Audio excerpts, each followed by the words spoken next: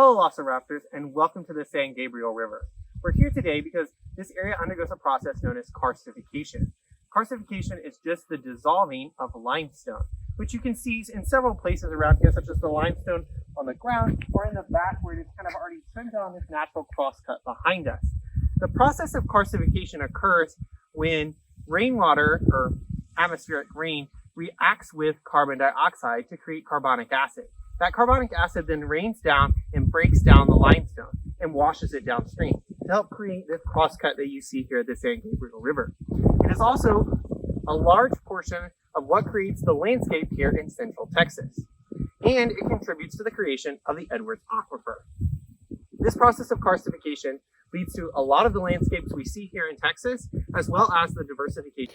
An example of this diversification is the Barton Springs salamander. Now, we've already talked about how Barton Springs was created, or the Edwards Aquifer was created, and the geologic processes behind that, but we haven't exactly described what this environment consists of and the organisms that thrive there. An example of an organism that lives there is the Barton Springs salamander. And this is an example of an endemic species. And we talked about endemic before when we were talking about Hawaii and the Galapagos. It just means that it has a small geographic range. It's not found all over the globe. And you can see that here with this map of showing where the Barton Springs salamander is. And you can see that it's only in a portion of the Barton Springs pool. And if I zoom all the way out, that's just contributing to a very, very tiny space globally where I can actually find this organism. And we refer to that as endemic. Now, the environment in which the Barton Springs salamander kind of grew up or was evolved in is indicative of some of the traits it possesses. So if we look here at the image, we can see the Barton Springs salamander has very little pigment. It's very small in size, and you can see that there's this exposed tissue. Now, all of these traits are based on conservation of energy. So when you think about an organism evolving, remember that its main goal is to use energy efficiently, especially if it has a limited food source.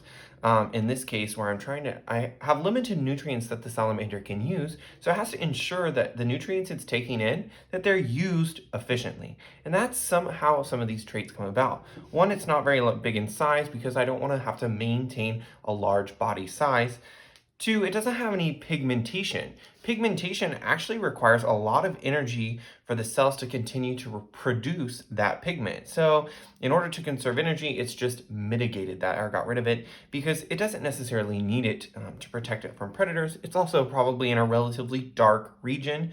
It does have access to light, so its eyes are not necessarily as complex as our eyes, but it does still have some observance of light, not really a whole lot because it doesn't necessarily have that much access. And that again is another conservation of energy. Another one here is this exposed tissue.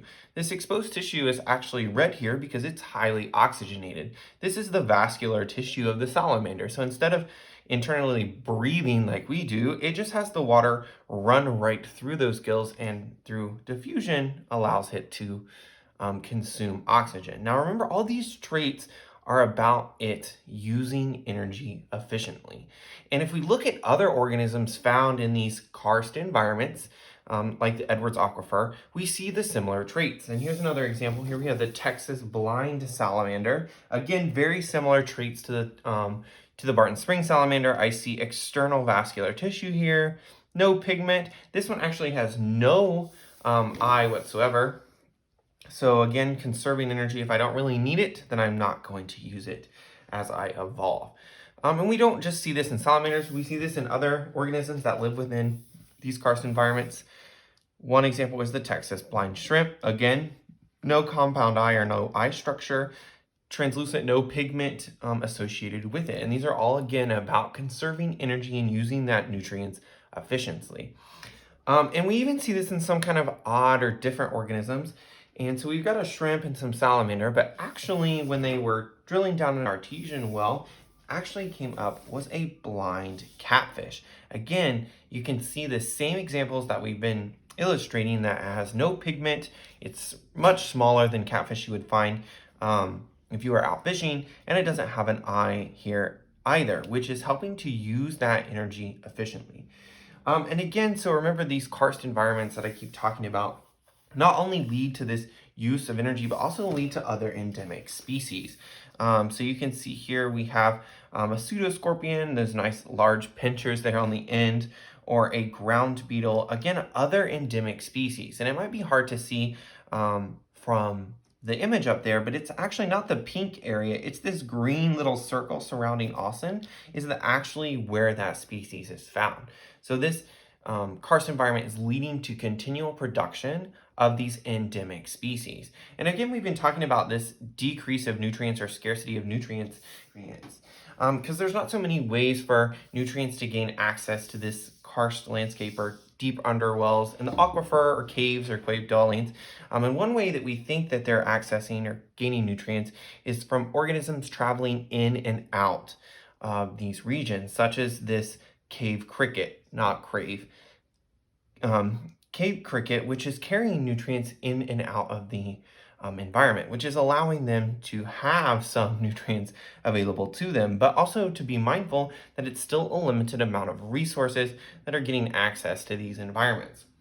And I keep using this word karst and karstification, and we talked about karstification in the beginning of the video, but a karst, just to be mindful, is not just a thing. It's all about a landscape per se. So the process of karstification, remember, is when atmosphere or water in the atmosphere is reacting with carbon dioxide to create carbonic acid, and then that carbonic acid is dissolving the limestone to create these environments. So it might be cutting holes through it, creating these caverns beneath it, or springs that we see, and that's what's leading to this karst environment and creating to all this diversification among species.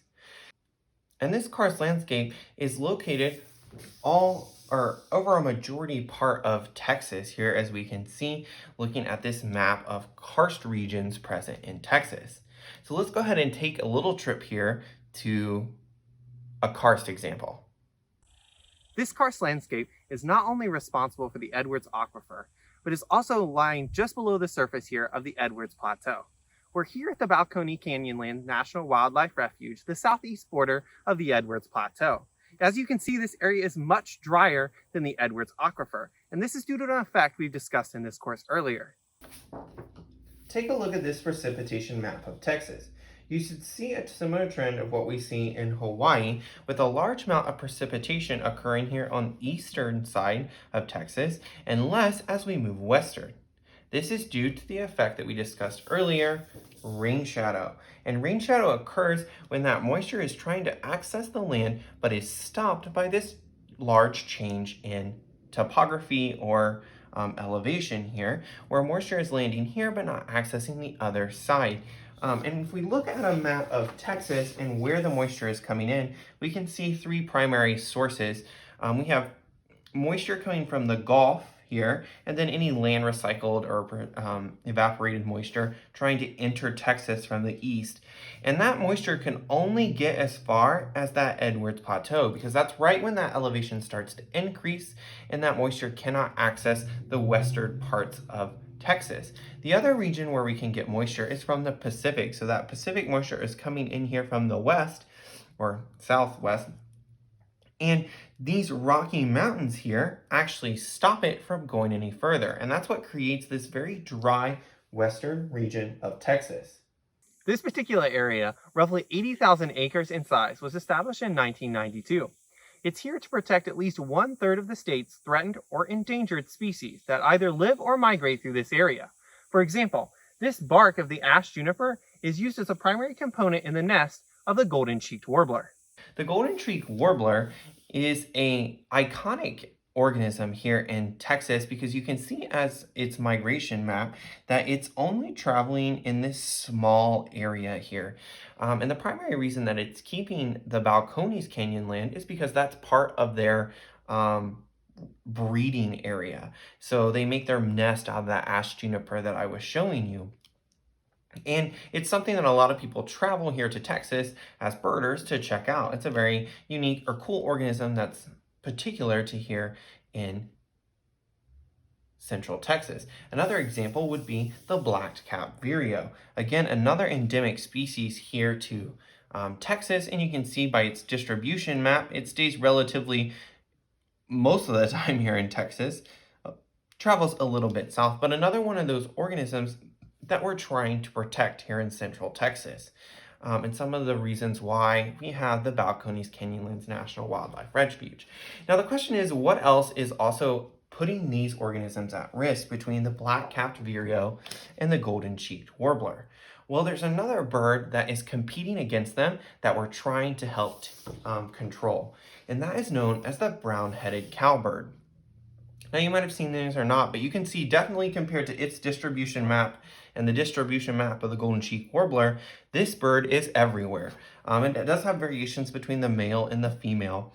But the reason this bird is creating such a problem is the way in which it nests. So the brown-headed cowbird is actually a migratory bird in that it moves along with bison. So brown-headed cowbirds follow along or originally followed along bison herds because they feed off the insects present by the animal. Now, of course, we don't necessarily have bisons as much anymore. We have cattle everywhere. And that cattle is another easy way for the cowbird to stay stationary. So before cattle was kept in these large containment areas, the bird would just follow the bison as they moved throughout, and it would be okay because they were kind of dependent upon the bison. Now that we have all these cattle in one centralized location, the cowbird can kind of just go where it wants because there's normally a cattle area where it can access food, and that's why its distribution map is really blowing up. Now, the reason that it's endangering the golden-cheeked warbler and the black-capped vireo is due to its nesting habits. So unlike a normal bird who just lays an egg or creates a nest and then lays eggs, this bird, because of its original evolutionary trait of following bison herds, it didn't adapt creating nests because you can't create a nest on the back of a bison. So in order for it to hatch or reproduce, it would lay eggs in the nest of other birds because then it's going to go away and its young will be fine. And what happens is then the I guess the bird of the original eggs takes care of the cowbird egg. And the also second problem is that cowbird is normally a larger organism. So it might even actually consume the other organisms or the other bird, or it's going to take all the nutrients from the actual native bird and they're not going to survive. And this type of nesting is called parasitic nesting or brood parasitism, which is where it's taking all that nutrients from it. And this happens to the golden-cheeked warbler and the black-capped vireo, that it's laying its eggs in there and then those young are not being able to survive. And this bird has become so prominent because of an increase in agriculture, because now we have, they're no longer called bison birds, cowbirds, as I was saying, that they're no longer following bison, that they can go just about anywhere due to this increase of cattle or herds of cattle being kind of stationary and not migrating. The other thing that's occurring as part of our development as humans or society is that we're beginning to continually fragment forests. And we're going to talk a lot more about fragmentation of forest as we move forward. But this fragmentation goes from like this continuous land source to a broken up land source. And that causes a lot of concerns because no longer do I have continuous habitat. And in terms of a cowbird, that makes a cowbird's job really easy because now I can't, if I'm a native bird like the golden-cheeked warbler or the black-capped vireo, I can't necessarily hide in continuous habitat. I'm more exposed now because I have all of these forest edges. And we talk about this edging effect that occurs as we begin to fragment the land, which allows for cowbirds to easily take advantage of any other bird's nest. And that's causing these birds to become endangered.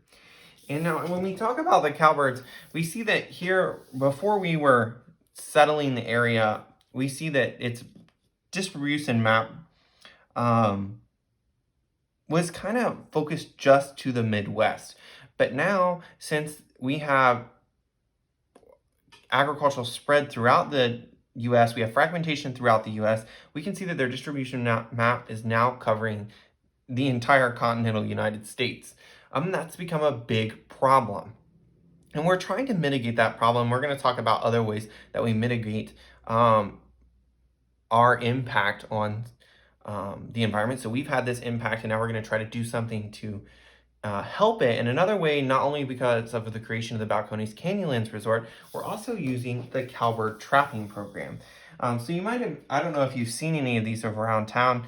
If you do, there are several locations around here in central Texas where they are located, especially here in our counties. If you see one, let me know. But I haven't seen one in person, but they're actually a trapping program to help eliminate the amount of cowbirds that are actually present here in central Texas, so that we can help protect those endangered species. Now, we've talked about all of these events. We talked about the black-capped vireo, the golden cheek warbler, the scorpions, the Barton Springs salamander, all of these organisms resulting in this landscape of karstification.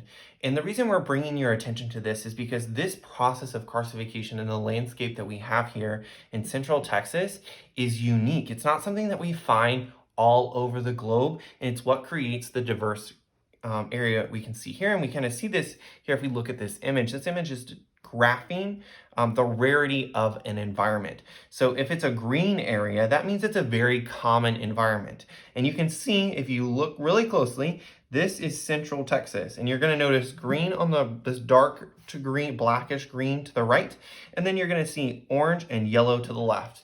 And you should automatically see that that division is that Balcones Canyon land. So that Balcones fault line breaks it to create this rare karstification environment. So noting that just like we saw in Hawaii and the Galapagos, we have a lot of allopatric speciation occurring right here in central Texas. The process of karstification creates beautiful landscapes from the refreshing Barton Springs to the hilly countryside of the Edwards Plateau. It's what makes this environment so rare and unique.